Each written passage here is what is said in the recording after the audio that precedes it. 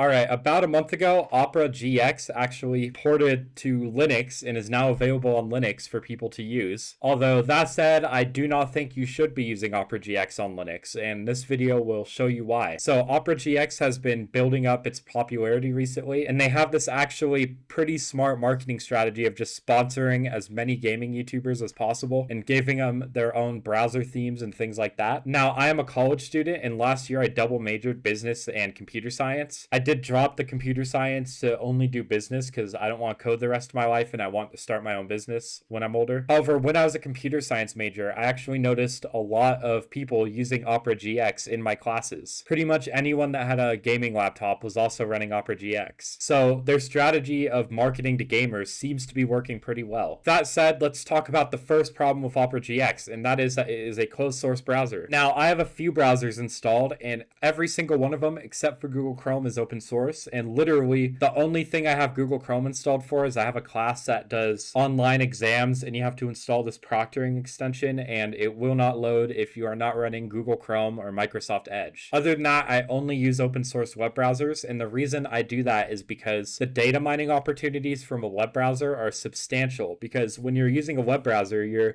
browsing websites related to whatever interests you have. You may do some online shopping, and now your browser company, they know exactly what you're shopping for, and they compare that with your interests, the work you do in a browser, all the sites you visit, and create just like a super substantial fingerprint on you. And so honestly, I think a web browser is more important to be running something open source than an operating system is. I'm not even someone that usually cares that much about open source. I don't use Linux for the privacy benefits or the benefit of it being open source. I use it because I just really hate using Windows. Windows has ads everywhere, it's slow, it's buggy. That's why I use Linux. I don't care that it's open source. And if you've been watching this channel for a while, you may know that I have some polarizing opinions on open source where sometimes I will just rather use a proprietary application such as DaVinci Resolve or Photopea if it can get my work done faster, because I value my time a lot more than I value using open source software. And I'm not one of those guys who say Linux is free if you don't value your time, because Linux actually saves me time over using a Windows system. But I do generally live by that mindset where I'm just pragmatic and I want my stuff to work. But the thing is, all of these open source browsers, Zen browser, Firefox, Chromium, Helium, they all work just fine for what I need them to do, and that is be a web browser. And I'm not getting any huge benefits using something like Google Chrome instead of Chromium. In fact, Zen browser has a lot of productivity features that I genuinely value, which is why I made a video called The Best Productivity Browser, which is actually about Zen browser. Anyways, let's go back to Opera GX. So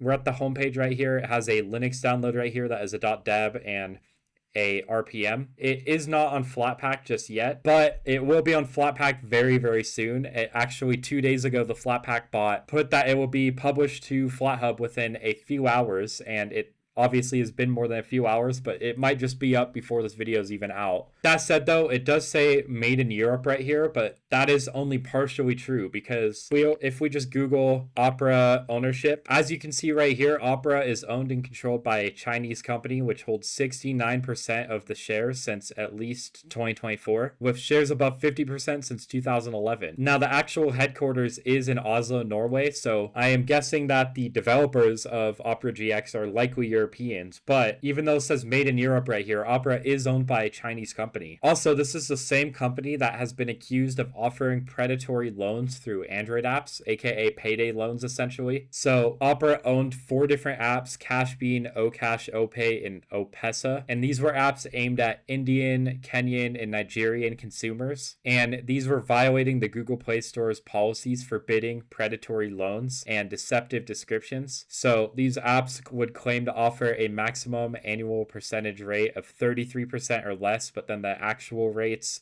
were much higher, 438% in the case of Opesa, and the users were agreeing to loan terms of 91 to 365 days, but they were no more than 29 days and more often 15 days. Now, Opera did object to these allegations. However, that said, I haven't been able to find anything refuting that those allegations happened. That said, I actually installed Opera GX yesterday and did a little bit of testing on things, so let me reset it real quick. Make Opera GX yours. So it's giving me some options for different themes that are all gaming related. I'm gonna go Sub-Zero because I like the color blue. It's giving me options for background music. Let's see what this sounds like. Approach. Okay, I don't like that. That's eerie. Okay, Seismic Souls.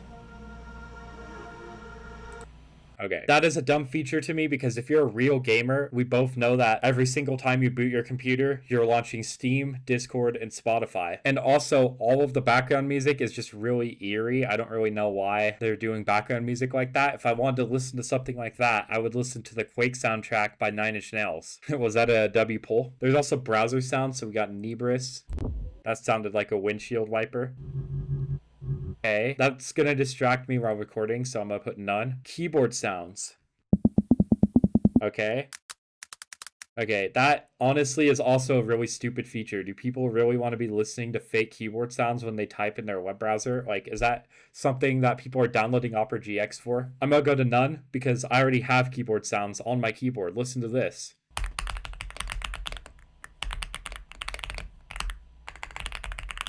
See, that's way more satisfying than fake browser sounds. Sorry to flex my keyboard. Set up your inventory. So I guess you can put Discord on your sidebar, but I don't really know why I would want to do that when I can just, use the Discord app. Also, this like gamer slang language is kind of cringe. Like, how you doing, fellow children? Can also get WhatsApp, Messenger, Twitter, Telegram, TikTok, and Instagram on here. But I'm not that addicted to social media where I need it to be on my sidebar at all times. I don't need to import my data. Control your resources. Stop with this shit. Like, come on. So we got GX control, which we'll cover in a bit. We can add a little ad block here and GX cleaner. And then I'm going to skip that and I don't need the app. So let's just use the web browser now. We got the classic signature Opera speed dial right here. So if we click right here, we actually have the GX corner, and this is going to show a little bit of like gaming news. So it has some upcoming releases right here. Now, one thing from my earlier testing is that some of these are secretly affiliate links. So if I go to Raid Shadow Legends right here, we'll go to check. And here's something that is pretty egregious to me is that if we go to the URL bar, you don't see anything weird, right? But then if you click on it, oh, all of a sudden we have some affiliate link. We got Opera CPI, which there's even a placement ID, the GX Corner row for Raid Shadow Legends. And it's hidden unless you click on the URL bar. So that is kind of sketchy to me because if you're going to have affiliate links, that's a good way to make money off of building a web browser, but like you don't need to hide them, just own it. It's weird to me that they're trying to hide these affiliate links. Now they might not be affiliate links, it could just be like analytics or something like that, but that is still weird that the Opera browser is trying to hide them. We got a little AI thing right here. What model is this? It doesn't want to tell me. What AI model am I using right now?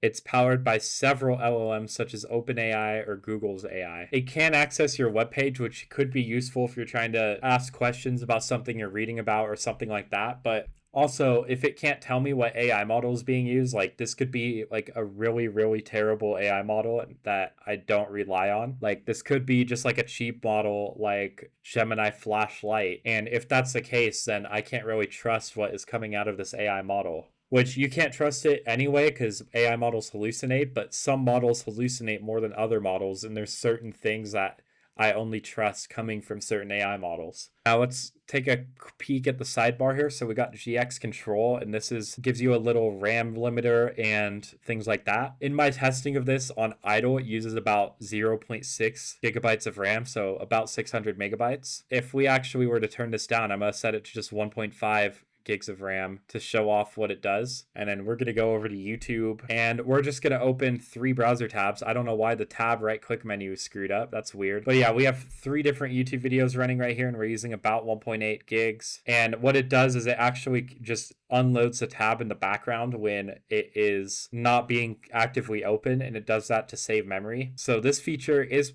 pretty cool, and this is a reason that some people may try out Opera GX. However, in my testing, because I did a little bit of testing before I recorded, Opera GX was using more RAM on idle than Chromium was. So out of the box, it's going to be using more RAM regardless than a regular Chrome browser would be using. And it's mostly because of this UI. And actually, if we go to Chromium right here and we go to settings and performance, right here, we have a memory saving mode. And what this does is after a certain amount of time, a tab will be offloaded, basically just like suspended. And this is time-based, but also if you just run out of RAM on your computer, it does this too. So this is something that is automatically being done in Chromium anyway. Just pretty much the only difference between that and Opera GX is that you can actually set like a base amount of RAM, and it gives you like control on how much RAM you want to use. But that said, RAM usage is not always an entirely bad thing. Most of the time it's caching things in the background. And when it's caching things in the background and it's able to retrieve things from memory, things are going to be faster than if it has to just load things from the disk. And so RAM usage is only really a problem if you're using a setup that has a low amount of RAM. Now I do like that you can see your like RAM usage by tab right here. Chromium can actually do this too. You just hover over the tab and it will show you how much memory is being used. So Opera doesn't have this. You actually have to go over here to see that. But what Opera does have is a network and a CPU limiter. So if you need something like that, that's a good feature. But I do think that this GX control feature is overhyped because most people are using this for RAM and going to do that anyway on Chromium. Now right here we have just GX Cleaner. This could be a pretty cool feature, but you can also just download other programs on your computer that can also do this for you anyway. The option I would recommend for that would be BleachBit. This is a open source option and it supports all of these different browsers. So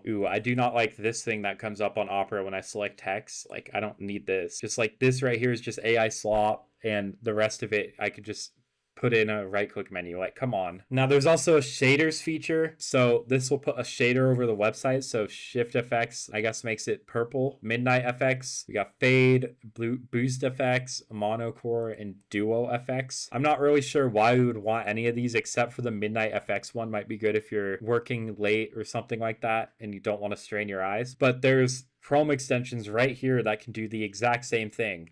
Now, one of the cool things about Opera GX that is like a genuinely cool feature is the Opera mods. So if I go to the store here, there's several mods to choose from, including some for popular YouTubers right here. Like I said, they have been on an insane sponsor run. So let's try out like Cyberdeck. So if I click install mod right here, this completely overhauls how my entire web browser looks right here. So it changes the right click menus, it changes the wallpaper for the speed dial, it gives me a custom theme. There's even a custom background music right here for this mod. So this is a pretty cool feature, but it is entirely cosmetic, and I don't really like the gamer look that Opera GX has at all, and the mods kind of play into that gaming aesthetic, and so for me this isn't really very useful at all. But if you're into that, that is cool. Finally, let's look into the built-in VPN, because this is a complete false advertisement right here. So the biggest problem with this VPN is it only works through the Opera browser. And if you're only going through the browser, you probably don't even need a VPN unless you're accessing websites that are HTTP only and do not support HTTPS, which